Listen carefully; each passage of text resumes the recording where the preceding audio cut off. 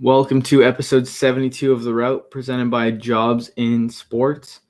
The Route is a glorified sports business coffee chat that has a new guest every episode as they share their experiences and route in sports. I'm Christopher Nascimento, and let's get started. So, on today's episode, we have someone joining us from Germany for the second week in a row. But before we get into today's guest, just a few things to cover as always. If you're listening on audio platforms, we're now on YouTube. So please check us out there under White Whale Marketing.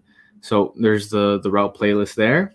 And additionally, on whatever platform you're on, whether it's YouTube, Apple, Spotify, Google, please take the time to just subscribe or even like or rate 5 stars, because that just allows the podcast to continue growing and even reach a larger audience. So just take a few seconds to do that, and that's much appreciated. And then finally, we're also on social media, LinkedIn, that's the big one, Instagram, Facebook, Twitter, etc., at The Route Sports. So follow us there so you can connect, see the guests, see the different podcast covers, so you can get a sense of what that episode will be about and maybe even connect with them. But that's where you can find us, connect with everyone here. And I think with that, we can add today's guest. So I'd now like to welcome someone who has climbed the ranks in the Bundesliga with a top club, Director of Global Partnerships of VfL Wolfsburg, and Twete. Welcome to The Route. How's it going? Hey, Chris. Thanks for having me. All good here. Yeah, as of right now, as I said, being located in Germany, we have some issues going on here right now with floodings and so on. And we're actually not used to that, so that's a terrible situation. But other than that, luckily, personally, nothing close to my family or anything. So happy to be here, Chris. Yeah, I know I'm here in Ottawa, and we've had some issues with flooding the last few years as well, where we weren't prepared. So hopefully everything's fine on that front. But it's great to finally chat with you. So the way I like to start every single podcast with our guests is, the big question, the route, right? So you mind maybe taking us through maybe where you went to school and then filling the gaps in between to how we got here today. Yeah, sure. Happy to. Probably as a lot of kids or people, so I always was crazy about sports, played several sports myself. And even when I was really young, probably envisioned myself, okay, you want to work in sports. Obviously, here in Germany, soccer is the big thing. It's not that I haven't tried other sports, but soccer was obviously, okay, you want to play, you want to become a famous player. And other than that, you want to work in the sports industry, of course. And I think even during like high school, I was kind of sure that I want to study something about sport, going like the sports management direction, and hopefully getting some kind of spot in it. Actually, back then, sure, you had a couple of positions in mind, or clubs or leagues where you would envision yourself and want to work. But probably you would have taken any job in sports just to get there. So I was pretty sure where I wanted to go, and then started to study sports management at a university actually in the western part of Germany, which was more like kind of a business administration, sports management study. And it was a very practical study. So we studied, but at the same time, we already had a lot of, let's call it short-term placements or internships with a lot of the associations and clubs that had some kind of relation with our university, which was awesome because you already got the hands-on experience and could really see how like mass sports clubs work, but also association, what kind of issues and problems and challenges these players have, because then we kind of came in as teams of students to help them with certain issues. So it was a super experience, and obviously already great initial networking opportunity. And studied there for a couple of years. My first like longer internship was not actually what I thought I would, or where I didn't thought I would end up in the beginning, but it was with Porsche. So with the sports car manufacturer, but also on the sports business side. So I was part of the business relations department there. So kind of trying to acquire new business for the motorsport section of Porsche. Super interesting opportunity because kind of a different perspective than when you just envision like your sports clubs and how they do business and the financials behind it. And actually, funny side note, because Porsche also belongs to the Volkswagen group, and now I ended up at VfL Wolfsburg, which is wholly owned by Volkswagen. So actually, that was also like the first step into this whole group, even though I obviously didn't know that before. Returned to university, then actually did another internship here with the club where I am right now, and kind of, as you said, you could maybe say went through the ranks, because I started an internship here on the national side of things, so was part of the national sales department, and the way how it is structured here at the club. So I'm part of the like sponsorship and events department, which kind of consists of the national sales, the international partnerships department, the after sales department, and the event department. And all these departments had own interns besides the international partnerships team. And so I had the luck that one of my colleagues now kind of really took my hand in the beginning, like really brought me into his topics, let me help him a lot. So basically, in the end, I did 2 internships at the same time, in the national and international, if you want to, which was a great experience, because it was, again, a super interesting space, what this club is doing on the international scene. So try to grab that opportunity and find a way to just position myself here, just do a good job, just be recognized and be present here, and got an opportunity to stay here afterwards. It was kind of a interesting situation, actually, because when I started here around 2016, the club wasn't where it is right now. So actually, it's kind of interesting, because it feels like the development is always like a roller coaster here. So we had our high point, like the peak in 2015, where we played Champions League. We're in the quarterfinals against Real Madrid, lost there, but it was a great time. We won the German Cup. Afterwards, a couple of management structures, changes, a lot of injury luck, bad luck. Well, and in the end, we almost got relegated when I was here. So, as you might know, in Germany, in soccer in Germany, we have a relegation system. The league is consisting of 18 clubs. If you end up 16, you have to play a relegation playoff game against the third best team from the second division. So you play 2 games, one home, one away game, and the one who ends up winning that will stay in the first league, or the other one get relegated. And we had that 2 years in a row, so it was a tough time, and not the best opportunity to actually get a job over here. So I was really lucky that I had people really supporting me here at the club and really try to get me in and create a position for me. But in the end, we had a hiring freeze during that time. And I mean, if we would have been relegated in the second division, you really don't need an international department. You definitely have other things you have to take care of and prioritize if that's the case. So actually, after my internship that I did for 6 months, I stayed with the club for another 8 months and basically, well, not work for free, but we have kind of a system here in Germany where you have like a position where you're getting around 450 euro a month. Also have a reduced hours of work, so that it's kind of aligned. But I kind of took this opportunity and said, okay, I would just try to stay here and work my way through.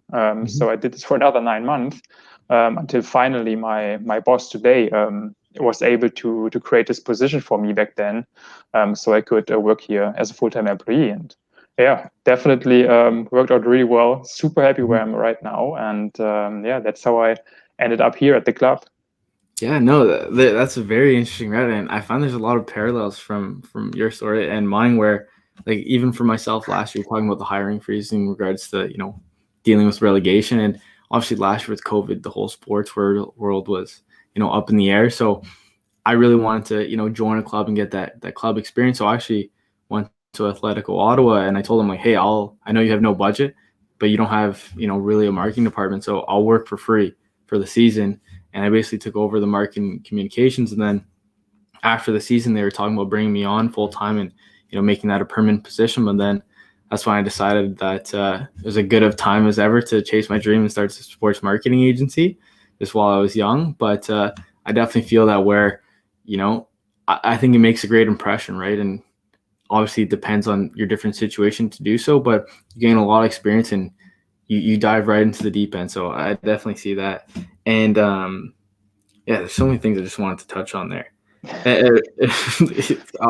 So we'll go back to the beginning of your route, but just on the terms of relegation, that's one of my favorite things I think about soccer in Europe specifically, because obviously I'm Canadian, diehard hockey fan, but I've noticed as I've gotten older, one of the issues I've had with maybe let's say NFL or NBA, I say more NBA, not too big on the NBA, where it just seems, it's all about the money, right? And it's not really about actually developing fans or actually excitement about the game, right? It's what can they sell? Whereas, I find it in soccer in Europe, right, with the relegation system keeps everyone honest, right? Even though you can have like these, like Wolfsburg, it's a, top club in Bundesliga, but if you have a few bad years, it keeps you honest where you still got to keep on your toes and, make sure everyone's, doing everything to the best of their ability. So it's definitely interesting. But as I mentioned, and I mean, actually, yeah, no, sorry, but you're no, go actually ahead. you're completely right. I mean, if you just look at our last season here, as I said, I mean, we got almost relegated 2 times around 2016. As you said, like we had a couple of bad years, and now we're back in the Champions League finally. But also last year, you could see like traditional big clubs here in Germany, like Schalke, like Werder Bremen. I mean, a couple of years ago, they were fighting for the top spots in the league. They both got relegated. They're playing the second division right now, and it's even hard to imagine that. But you see that quite often, and it can happen. You already every year you need to be on top of your game, right? Absolutely, and like just kind of building on that as well, right? I find you see this obviously in North American sports where obviously depending on the fandom, they're will ride and die with the club. But I find with time, if they don't make playoffs or if they don't actually, compete competitively for a while, you see the fandom start to dwindle, right?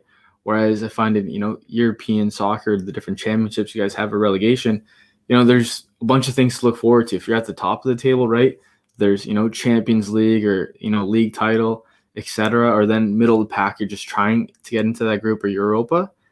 But then even at the bottom, it keeps everyone excited because you want to stay in the league, right? Or you're doing relegation playoffs, right? So it kind of has something for every, let's say, tier, right, of the table, where I think that's kind of the best part where you find in North American sports, it's, hey, we suck. We're just going to try getting a top draft pick, or, hey, we're just going to suck for years because we're not putting more money into the club, etc.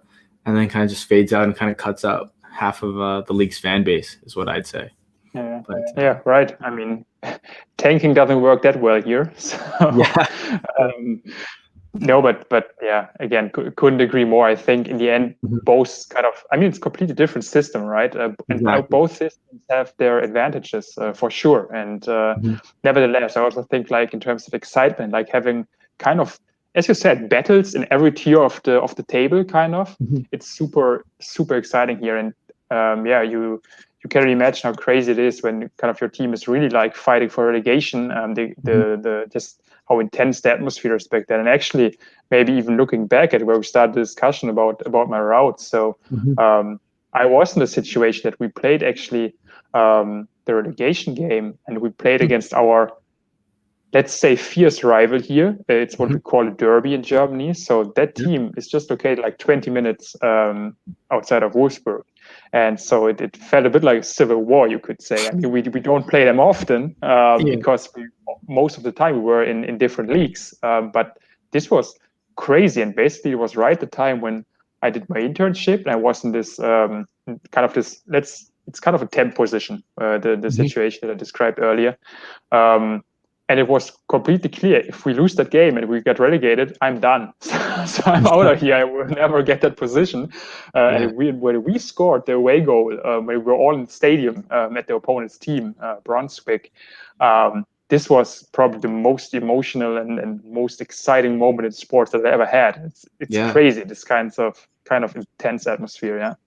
Yeah, that's actually very interesting to say that, because it must even make just the cultural at the different clubs, right? Just that much more invested and, wanting success for the club, whether it's on the pitch or even what you guys do in the admin offices where, everyone's job's on the line, right? Where if the club gets relegated, players are going to be sold or, positions will be cut in admin. So that's very interesting. Probably why there's such a, camaraderie or like community, I guess, around each club, right? Where oftentimes I find now with, not to be hating on American sports so much, but you find people now are just following in like I find we're talking about this in a meeting yesterday, where Gen Z basically follows, I'd say, players now rather than actual clubs, right? So I definitely see that taking place. But no, very very interesting as a whole, and just kind of going back to the beginning of route. And you're touching on how there's always something in the thought process of, hey, if I can't be an athlete, I'd love to work in sports, right? So that's definitely interesting. And then you're talking about how when you finally did go to school for this, you're saying you got practical study, and I wanted to kind of dive into that a bit more because obviously the schooling I took was basically well, it wasn't basically, it was a bachelor's of commerce, right? So I find it was very theoretical, right? So lots of theory, different ways of management, marketing, just different those types of theories. And I noticed when I went into the job world or professional field, I guess you would say, there was almost a barrier of entry, I'd say, because you get into your positions and you're like, whoa, how come I can't apply this theory, right? Or how come what I learned in class or in the textbook, it's not very applicable, and everything I'm doing at this job, I basically need to learn from scratch, right? Where that theory just maybe helps with your problem solving, but I find that's it. So I was curious how, your practical study has helped you, because that's something that we don't necessarily have here in Canada or even, I'd say, North America. Yeah, and it's actually so I cannot say anything bad about the system, because it was really great to have this opportunity to study there. And actually, but it's not that it is a super common approach here in Germany. You have that sometimes in some directions in some studies courses, but not every sports management study and at different universities uses this approach. But in our case, it was really like we started studying there. It's a Bachelor of Arts. The regular study time is about 3 years. So you have like 6 semesters in Germany. In Germany, one semester is like basically 6 months. And as soon as we got like the confirmation that we're getting in there, we also signed immediately a contract with the governing association of sports for that particular state in Germany that we were in. So we were we didn't get any salary or so, but we were kind of employed or had a contract with this sports association, which is kind of, these associations, you can kind of understand them as a roof. And under this roof, in my case, the North Rhine-Westphalia Sports Association, then you have the different leagues and club systems with all the different sports below that. And so we were kind of already in that system, because that gave this university, but also us, the chance to kind of really send us to the different clubs, to the different players, and really work with them. And then we had, like, in the first semester, it was a lot of fundamentals, like probably pretty much similar study courses that you had as well. Really just getting in there. Sure, we had to do our math and our usual business administration stuff. But in our case, it was interesting and actually it helped also with just getting engaged with your studies, because we were not just looking at any kind of financial review that we had to analyze and have to read of any kind of corporation.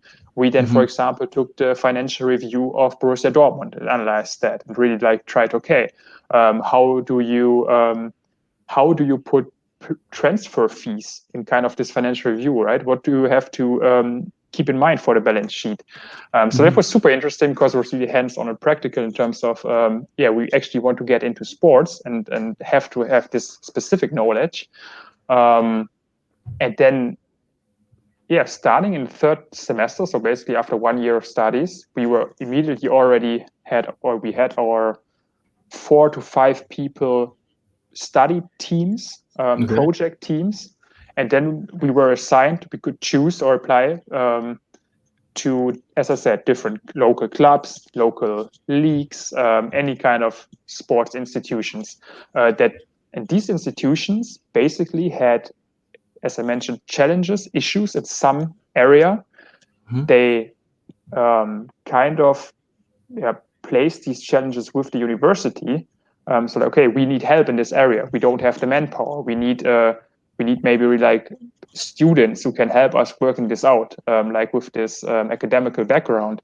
So it was really like the clubs had a need, and we obviously wanted to get that experience. So it was great because it's not like they didn't have to take care of us or something like that, but they really needed us in a way. Even though, of course, they don't know the outcome, but in the end, we knew exactly what we're getting into there. And then you had different opportunities that could be like creating a marketing plan for the local track and field club, because they had no really, as you mentioned, because they basically had no marketing department.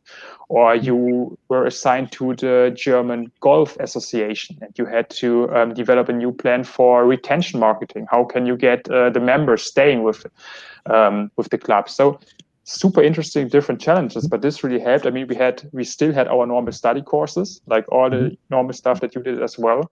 But at the same time, we kind of worked in these clubs.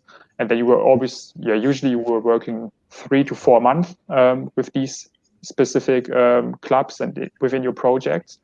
We had 2 of those. And then in the 5th semester, it was like our usual internship time where we had like the 6-month official internship. You could apply wherever you want to. And as I mentioned, in my case, where I went to Porsche then. Yeah, no, I think that's great, right? Where it almost seems like I guess you could say like a development system for sporting professionals in Germany, right? Where it's almost even helping the economy, where there's a need in these different sports bodies, and there's a new coming class of students, right, that want to fulfill those jobs or help fulfill those needs. So I can even just see, like, for instance, schooling, right, where I know I started off in accounting and I just would be so bored in class, right, because I wasn't interested in maybe the examples or what we're talking about. But then when I shifted over to marketing, I think it was much more practical now when I look back on it, because we were using all these different systems or even like analytical tools to kind of attach the marketing strategy. So it felt much more practical. So I enjoyed that more. It was much more hands-on. I could only imagine if, right, if I'm working for a track and field club or even just, golf, right, and actually just taking what you're learning in school, like those theories and so on, and actually implementing it, right, where it gets you much more invested. So that's very interesting. Is that something that you find when you're in this program? Was it only German students, or did you find students from all over Europe, Asia, North America? Were people coming, or was it more just national? It depends. So in our case, the university just accepted about 25 students for this sports management course a year, or per semester, not per year. So 50 per year, 25 per semester. There were occasionally international students as well, but just like it's not a super popular university where all the internationals come to. So obviously we had a few also in other courses, like, I don't know, e-commerce. There was a study course or other things, but so there were a few, but it's not like also probably it just wasn't that much known. But again, as you mentioned, I think just from the model itself and how you can really apply what you learn in university, basically you study in the morning and you can immediately apply it in the afternoon when you're working with these clubs and organizations, was super valuable. And also referring to what you said, it's just way more fun learning about accounting and taxation and these kind of things when you actually see, okay, what do we have to keep in mind when I have to do the tax stuff for my organization when we sell a player? Basically, if we sell a player from Germany to UK, what do we have to keep in mind? These kind of things, super interesting. It's just, obviously, it makes the general dry topics much more exciting then. Yeah, absolutely. And it definitely makes all these, graduates much more well-versed, I find, right? Where, rather than having a specific niche in accounting, marketing, finance, etc., like you're saying, right, you work in sponsorships, but you understand how maybe at a base level how the transfer market works or how the accounting of it works as well, right? So I find my accounting background, because I also worked in accounting for a bit, that has now helped me in marketing, where you plug and play the numbers, you understand the budgeting, and then when I actually go to the balance sheet and input the numbers, you make sense and you kind of have a better understanding of, maybe that wasn't necessarily, worth it, or hey, we need to push that a bit more, right? So going forward, we understand, really what how much we're working with is what I'll say. And I guess kind of moving from that, you're talking about your time at Porsche. I guess the first question I have from that, did the national or the provincial body, did they basically just say, hey, yeah, and you're gonna work for Porsche, or did you have an option between? Like, how did that work? No, so this relationship with kind of the governing association in terms of Mhm. sports was really more like for these kind of we called them practice projects, where like the groups of Okay. students go to the clubs where we were either assigned or sometimes applied for specific things. But regarding Mhm. this main internship, like this really practical phase as part of the studies, we could apply wherever we want to. In the end, if we wouldn't find an internship, then obviously the university had all the networks and all the connections to give us any or some, so at least that we have something, so that would be an issue, but we could apply where we want to. So I decided myself to, I saw the open position and applied for it, and yeah, if it would work out and I wouldn't have found something else in the next couple of weeks, then probably I would have been able to talk to the university and they would just organize something. But Yeah, in this no, case, we were completely free in what we want to do. yeah, perfect. And I guess kind of building on Porsche, right? I think you touched on this at the beginning, and this is something that I've noticed as well, right? When you're younger, if you're even speaking to, students that are just beginning their academic career in university, everyone thinks of, the major clubs, right? They're probably thinking of, Bayern, the Yankees, Real Madrid, etc. And they're like, oh, I want to work in marketing for that club, right? And I'm going to be an intern and work the way up, right? But then you oftentimes, like even myself, I used to forget that, there's esports or there's, even motorsports, right? So I wanted to just touch on that position. What was it like? Like, what type of things were you doing, right? Because at first glance, you're like, okay, Porsche, like they make cars that you see them on the street and so on. But then you forget that, it's a sports car. They compete in auto racing. So how did that kind of look for you? Yeah, actually, that's super interesting because, as you said, I watched Formula One when I was younger or so, but it was Mhm. not like I wasn't a big motorsports guy or so. But Mhm. it was a super exciting opportunity. Sure, the brand Porsche also helped, right? And it was super interesting, and I thought it was also great as a reference. To be honest, just having the Mhm. chance to work there. And it was something different, maybe even a bit like going out of your comfort zone and maybe really trying to see something else. But in the end, it wasn't that much different than the position that I did afterwards now with the club here, because I mean, Porsche is such a huge group, obviously. And as you said, they're basically doing the cars. But the motorsports department, I think, had about back then maybe 250 employees or so. But it was like an own little company within the bigger corporation. And we actually, or the department I was in, tried to acquire sponsorships for the Porsche race cars, for the race teams. Um, well, that was much easier if you rather were getting inbound calls because everyone wants to do something with Porsche. That's much different now, where you really have to put in a lot of work to acquire partnerships. But yeah, it was kind of similar. So Porsche back then was competing in several international competitions, like World Endurance Championships, like the 24-hour race in Le Mans, and these kind of Mhm. things. And for these cars, or for these teams, we try to acquire new business relations. Yeah, no, that's very interesting. I find I've been moving away from the sports I was interested in when I was younger, some of them. And, I find motorsports is one that's really starting to, pique my interest, and especially just how, the fandom in Europe, right, where it's, huge there, even other parts of the world. And even in terms of, the actual dollars that are there, right, where, sometimes you see a crash and like, oh man, that's like millions of dollars, right? So that always interests me, or even, that sometimes they even need to go get a new sponsorship or something like that to even just pay for a new car or new pieces to come in. So that's very interesting.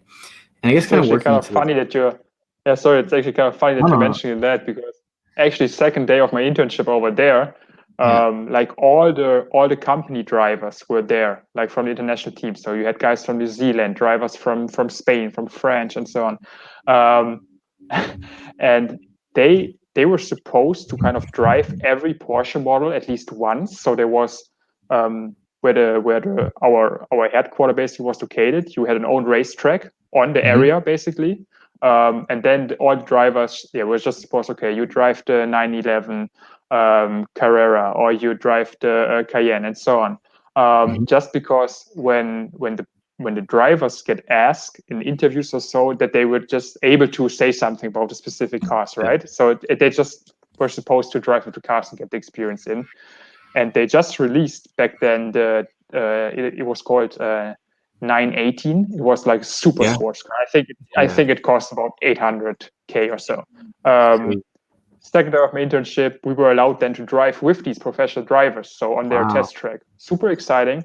And basically they kind of destroyed 3 cars at that day alone. And the 918 was one. Yeah, and the 918 was one of them. So actually, maybe you remember Mark Webber, the former Formula One driver from Australia. He was one of the drivers as well back then. He was driving for Porsche. So also actually super exciting experience back then as a just young student, right? Second day of your internship and meeting guys like Mark Webber and just being able to actually drive with them on a racetrack. That was exciting. And also actually a great opportunity that we were given by Porsche itself. Absolutely. And that's like kind of the real world experience I was talking about, right? Where it gets you much more invested in understanding the product, they even say, right? In terms of the actual car, right? Because let's say you're working in marketing or sponsorship, it'd be hard for you to kind of, sell that sponsorship or even sell that car without even knowing what it is, right? So I think events like that definitely go a long way. And I could only imagine sitting in one of those cars. I know I'd get seasick or car sick, whatever you want to call it, like this. But no, that's very interesting. And I guess kind of leading to the position you're in now, I know you're talking about it, and obviously Volkswagen's a huge entity, and they own Porsche. Is that kind of the way that you kind of got your foot in the door with Wolfsburg, or was it through a different connection? So how did that come about? Actually, not at all. At least not that I know of. So basically, it was pretty much the same. We didn't have to do a second internship, but I kind of did it. I just wanted to do it, and obviously wanted to get another experience, really work on the club level. So I applied like the usual way. Just looked at the open internship positions at the club. I knew and heard that VfL Wolfsburg always had a really sophisticated, well-structured internship model in general. So I think we had about 20 to 25 interns overall in the club, in every department, and you really get a lot of responsibility even as an intern. I thought it was really compelling. In the end, it might have helped when they saw on the application, he was already at Porsche, he was kind of already in the group, right, in the Volkswagen group, but it didn't came up at all. So obviously they asked about my experience there in the interview process, but maybe it helped, but not that it was a big deal or through any kind of personal connection that I got in there. So did you just apply on like a job portal? How did that come about? Was it because I know, especially with the school year, at least in North America, ended maybe a month or so ago, or the graduation ended. So people listening, are those kind of going through the process? How did the process work? Was it applying on LinkedIn? Was it applying on the website? Like, how did you find this position? Actually, I looked it up on the website. Yeah. So all the you can easily find it on the website. All the open internship positions are listed there, and I just grabbed the one that I thought is most interesting and applied for that through the website, through their own portal then. And then it worked out, and they invited me for an interview. But yeah, as you said, I mean, basically, obviously, this wasn't like my only application. That would probably be a bit foolish back then. So I applied for many different teams. I was like all over the place, even applied for a couple of American sports teams. I was always a big NBA, NFL fan. So applied for a couple of teams there. And I mean, I had no clue at all. So just like these teamwork online, obviously jobs in sport, just looked it up and just tried. Some even responded, some not. Applied for EPL teams, other teams in Europe, just because I thought, okay, again, if I have the chance to maybe even leave the country and get the experience, it would be awesome. But in the end, I was super excited that it worked out here with the club, because as I mentioned, they have a really sophisticated internship program, and it was definitely great. Yeah, absolutely. And that's a great point for those listening, right? Where not to just pigeonhole yourself with one specific club or one specific sport, because when I finished school about maybe let's say 2 years ago, a year ago, year and a half. I don't remember. But anyways, I did something similar where, I was just, applying to positions of interest, right? Where obviously I started in my market and the different clubs I was interested in. But then I know I was applying to the Golden State Warriors, the Oakland Raiders, and then even, clubs in Germany and even, ski companies on Austria. And I remember I was walking on the street one day, or maybe I was on a trip with my parents, and I got emails from the Warriors, the Raiders, and the ski company, which was I applied for a position in Austria. And all three answered me back saying, "Hey, we're interested, but we'll keep you on file for this other position." And it kind of just sparked in my eyes. I'm like, oh man, like I didn't, obviously you just apply, but you didn't realize, oh man, like if I were to get that position, I'd have to move like to California, or I'd have to move to Austria. And that was exciting, but also like, oh my God, like I wasn't expecting that, but I did something similar. And I guess getting into your position now, do you mind maybe I know you have touched on it a bit, but what does it look like, right? I know you're saying global partnerships and specifically the North American region. What kind of things are you doing, and what does that position look like for someone from the outside? Yeah, sure. So actually, I haven't been in this position since the beginning here with the club. So as mentioned, when I started here in the national sales department with the internship, then so my boss now, who's spearheading like the international partnerships, he really took care of me and tried to get me in there, and I really appreciate it a lot, because I also think you need these people. You need someone who really try to help you, right, and have a mentor who supports you.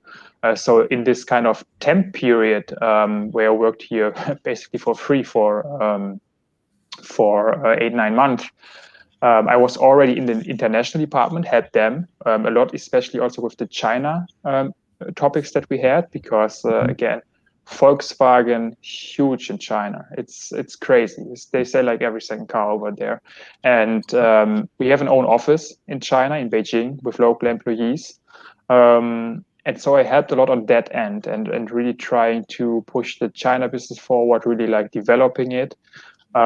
So for the first 2 years here at the club, I was part of the China team. I was still based in Germany, together with our head of China, who again also took me under his wings and helped me a lot there, and was super excited. I was still really young, probably around, I don't know, maybe 24 or so, and was flying frequently to China, just trying to acquire business over there. At that time, there was a huge craze around soccer in China. I mean, it's still interesting, but back then it was really like, okay, China wants to be world champion in 2050, and now they're investing like crazy in youth academies and football schools, but they don't have the know-how, they don't have even the structures, right? And so a lot of the European clubs came in and obviously trying to offer and sell their know-how and really try help building them, building kind of this holistic soccer approach.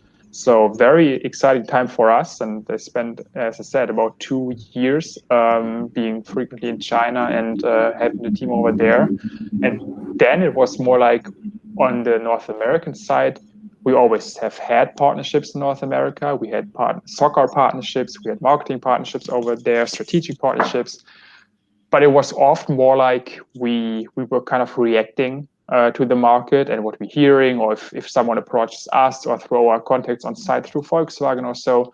But there wasn't anyone really dedicated to the market who kind of tried to approach it in a different way, right? And really tries to develop it. So it was really more like we were reacting. And so I'm struggling like you did before with the whole COVID thing. You completely forget about time, right? So it was probably about 2 years ago or so when I then completely changed sides, and was then in charge of our North American market development. And in the end, you briefly touched on that. I am in our organization. I am still part of the international partnership department, but it's actually more of an holistic approach and really like our North American market development, because in the end, also in terms of sponsorships and so on, we cannot just go over there as a club. It's not like we're the biggest brand in European soccer, right? I mean, it's great that we're back in Champions League now, but we had a couple of tough years. We need to do a lot of work, and we need to build up a lot of structures on site before we can actually sell things. So it's probably more like, in real life, it's more like a business development, marketing, sales approach, like all together. But it's exciting. Obviously, it's there's a lot to do, a lot of things that where you can really create something, build up relationships that help the club on so many levels. So that's super interesting. But yeah, I had these kind of 2 years where I was starting on the Chinese side for the club, and then kind of transitioned. Actually, that was kind of that was interesting. So there were probably about 4 or 5 months where I was still on the China team, but it was already clear that I would take over the North American market.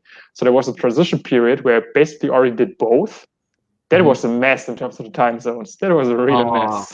It was like the Chinese guys 6 hours ahead, the East Coast 6 hours behind us here in Germany. Obviously, then the West Coast with 9 hours. That was a mess. It was interesting in terms of working hours. Yeah, you must have been awake all day long, right? Or even like just sleeping when you could. But no, that all sounds interesting, and even just in terms of, that kind of just gives perspective of how large these European clubs are, right? Where you have different offices, or you're working in different regions, right? So that's very interesting. And I guess I have 2 questions in particular about your position, right? So I guess the first one being, global partnerships, specifically in North America. Are you guys looking for businesses specifically that are trying to attack or not even attack, like enter the European or specifically the German market? Or how do you guys kind of develop, hey, this is someone of interest and this is someone that we want to, look into a bit more? Yeah, well, I mean, in terms of if we're really looking on the partnership side with corporations, actually works both ways, right? There might be interesting North American-based companies who already have an existing European business or want to expand, and we can help with this transition and helping them then here on site in Germany, starting their business with our marketing assets and our B2B network and so on. But it also works the other way around with companies here in Europe who want to go to the States and use us as a platform to get a hold on site. But probably the first example is more common, that we're targeting North American companies who really want to do more in Europe or specifically Germany, but even sometimes activating with them in the States itself. So we don't have an office yet in the States, but we still have a lot of especially community initiatives and programs on site, especially in North America, where we can already integrate companies and partners of ours. But yeah, this is on the sponsorship partnership side of things. We're focusing on that definitely. No, that's very interesting. So it's almost as if you guys are a vehicle for, bringing people to Europe or bringing Europe to America, right? And just kind of connecting and even furthering your own business as well. So that's very interesting. And then the other question I have in regards to partnerships. So obviously I know with, social media, it's much easier to evaluate maybe the social value of a post on Instagram, or even, let's say, a jersey sponsor, right? On, for the club's kit, and you can use these different platforms that can tell you, hey, it had this much views, etc., impressions. This is how much that sponsorship was worth.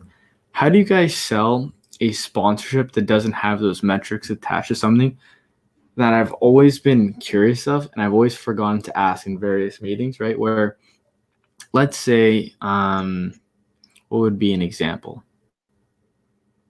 Let's say a sign or a sponsorship, the name of the stadium outside the building, right? Where it's not necessarily being broadcasted, right, on television, so you can't necessarily use those metrics, or even on the field.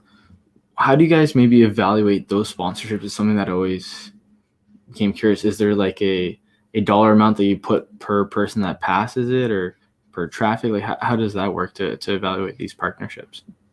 Yeah, that's actually a super interesting question, and actually not really something I haven't thought about that much before. Maybe also because in our case, our stadium is the Volkswagen Arena. obviously. So, and they're also our main jersey sponsor. So they always have been there, and in the foreseeable future, it won't change.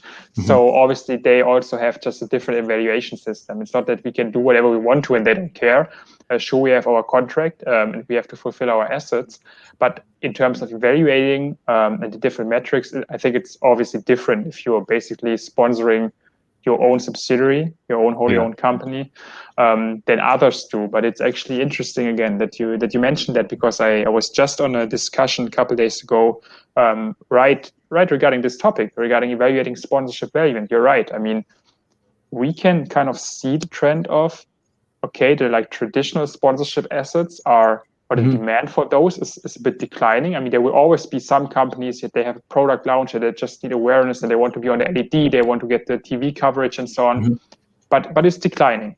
The companies want to go more into experiential. They really want to get their products integrated, doing obviously more in terms of purpose marketing. And then it gets really interesting because, sure, we have our tracking and evaluation systems working with research companies in terms of the traditional stuff, where we can kind of obviously track the eyeballs that we are getting with sponsorship and the engagement. But how do you measure it when you have a completely purpose-driven sponsorship, right? Where you're doing social projects together, where you're going into communities and having an impact, and organize together with a sponsorship partner, organize soccer camps for refugees, for example, what we did. How do you measure that, right? And it's interesting because I think it's really important.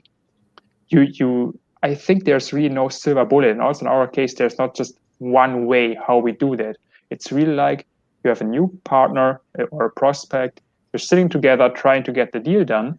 And it's a lot about expectation management. It's really like, okay, sitting together, what are your objectives, right? I mean, sure, we can give you the kind of analysis with our evaluation methods for like the really like awareness driven things that we do together.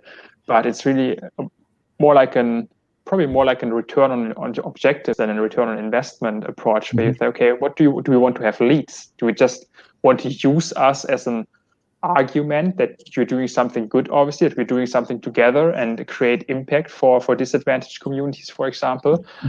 Often it's also on the partner, how they want to measure that.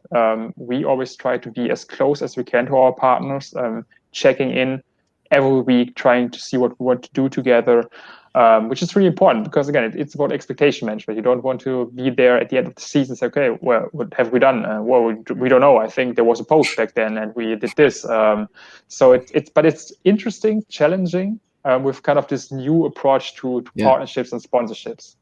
Yeah, no, absolutely. And it is, I think that could be a whole podcast alone, right? Where even Probably like separate, right? Where like even for myself, when, working with athletes, obviously the big thing is kind of monetizing their social platforms and even kind of going beyond that. But one of the things I've been thinking about recently is in college sports in the US, right? These athletes are now able to, I think it's NIL. So name, image, and likeness. They can now, earn money off of that. And one of the things I was thinking about when I was just, looking at a whiteboard that I have and just drawing things around and trying to see how to put things together is, how are these athletes putting a number on their, let's say, name, right? Where it's kind of similar to, let's say, a club's name, right? If you want to be the presenting sponsor or the official, what's the big one? Hair product or something, right? The official hair product of, VfL Wolfsburg. I'm always curious, like how that's evaluated, right? Obviously, there's different things that you're saying about the different expectations are at hand, and even the partner, or even the club, right? They say, hey, well, that specific sponsorship will be at $250K, right? But I find sometimes, and even some of the meetings I've had with clubs, we talk about these different numbers and even just trying to break it down.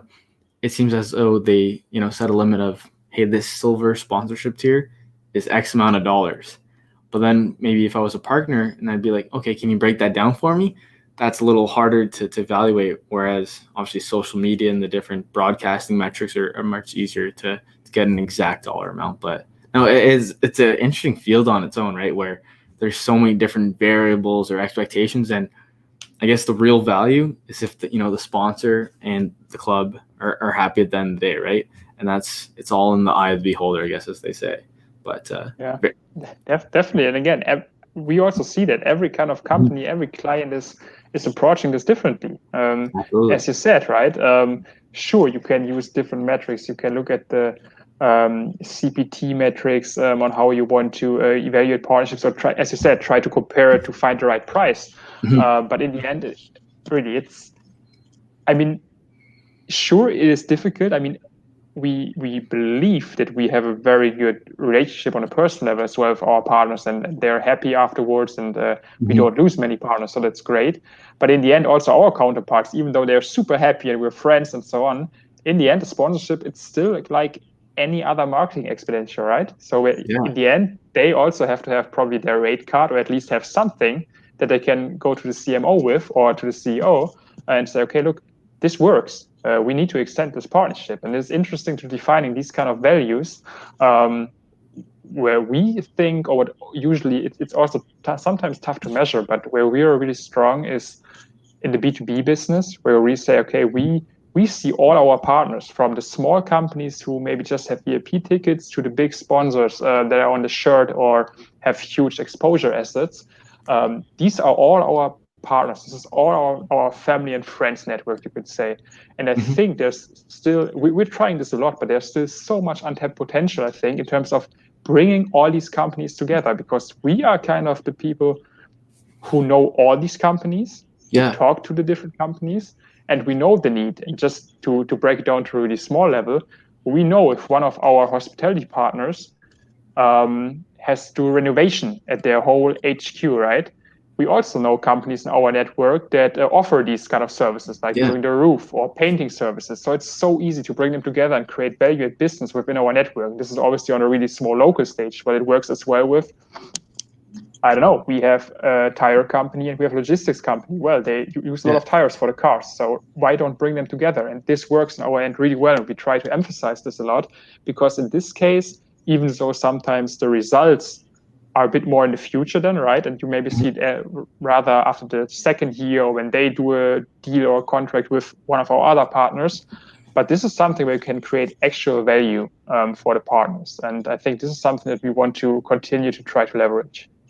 Yeah, no, I couldn't agree more, where that's even something that we're trying to apply, the business that I run, where that's where you really see the value in, partnerships, or even, relationships, right? Where you start to build this, Rolodex, I guess you can say, right? Where, like you're saying, you have someone who's renovating their HQ, but then you also know the company that renovates. And that's something we're trying to do with, let's say, our marketing retainers, right? If we're working with let's say a golf course, and then we have these athletes that want to, promote a specific product that has to relate to golf. We're like, oh, hey, well, we know a golf course. We know people that do media. Let's all just combine everyone together and make this ecosystem that just free flows and works and builds off one another, right? Where I think that's the beauty of partnerships and even marketing, where that's there, that I'm going to, that it's just love, because there's so many different creative problem solving that you can always get into. But yeah, no, it's very interesting. And I guess to kind of just fade out the interview and move on to a different, or to close out the interview, I should say, I have two final questions that I ask everyone at the end. So the first one is, if we have to go back in time and to speak to a younger, Jan, or younger Chris, or even, someone listening who's 18, about to start, school and wants to embark in a sports management career, what is advice, whether it's career or life, that you would provide, that you wish you knew when you were 18? Yeah, probably obviously interesting question, and probably also really valuable knowledge. I think first thing for me that comes to mind is maybe one recommendation, or things that I noticed back then when I was in that position, but also now, just being part of this company for a couple of years, just see how it works, kind of.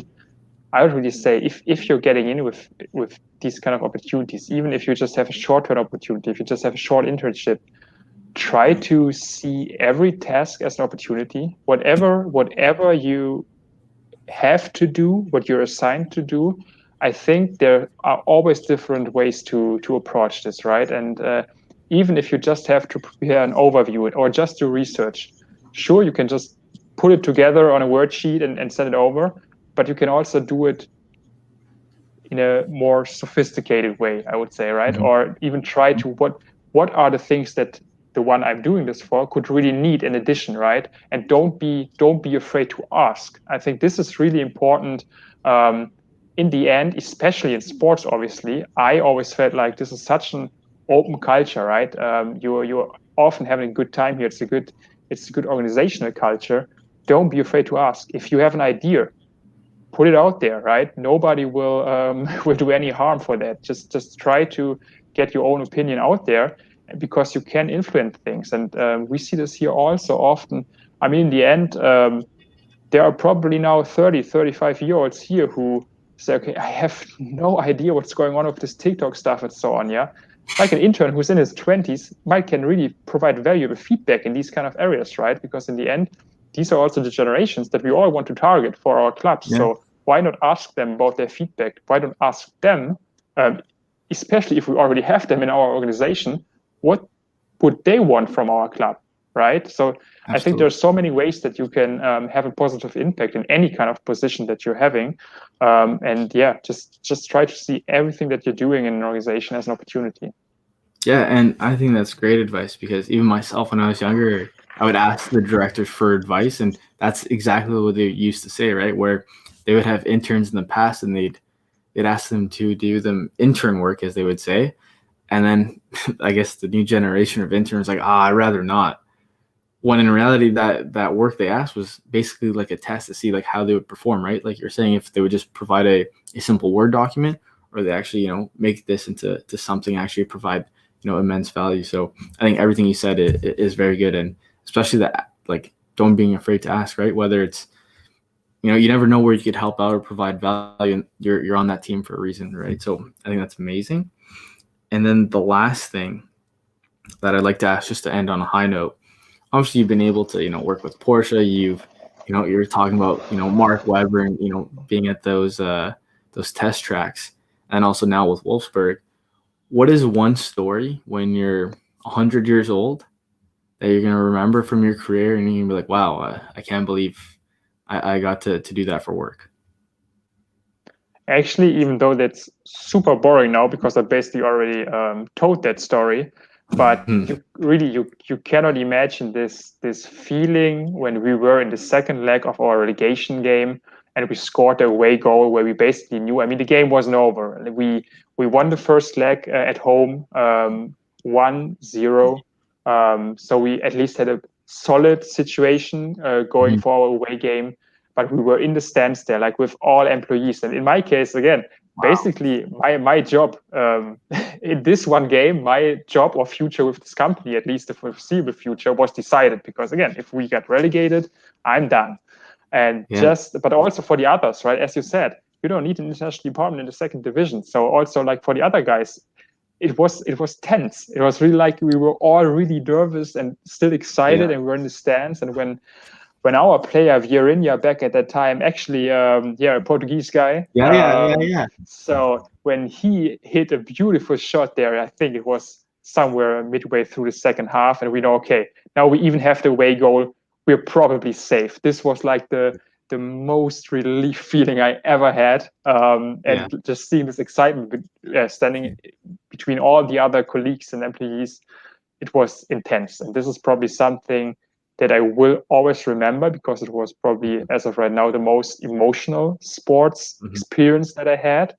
And it was kind of the head start for my career in sports, right? Because who knows how I would have ended up if we got relegated and I would have to leave. So definitely something I will always keep in mind and appreciate it, actually. Yeah, no, that's amazing, because obviously it's a scary moment, right? Because your job's essentially on the line based off of, it's almost like gambling, I'd say, right? Where the sports betting, where, hey, I'm betting my career on this game, right? But just the emotions that you have must have been amazing. And I was gonna ask, when you brought that up, I'm like, do you remember who basically saved your career with a goal? And clearly you do, right? So that's amazing. But I think that's a great way to end the podcast. And unless there's anything you'd like to share, I just appreciate coming on, and I had a blast speaking to you. No, Chris, thanks for having me. I think it's awesome what you're doing. I hope we and you with your other guests, you had amazing guests in the past, just are able to provide some kind of insights and a valuable discussion and maybe some ideas or approaches for also the younger generations on how to get in here and what they can expect. So yeah, thanks for what you're doing, and it was a pleasure to talk to you. Yeah, absolutely. And believe me, whoever I say this to, young students when I speak to them, or even for myself, these notebooks that I get when, speaking to these different guests and just writing down, if students just listen to, all the episodes, I'd say, or even just a few, it's almost like a gold mine of, knowledge coming from the sports industry. So believe me, I know everyone who's listening is, just scribbling away on their notepads, being like, "Oh, wait, what did he say?" And, backing up. So no, it's definitely valuable, and I do appreciate you coming on, and it was a pleasure speaking. Awesome. Thanks, Chris. Yeah.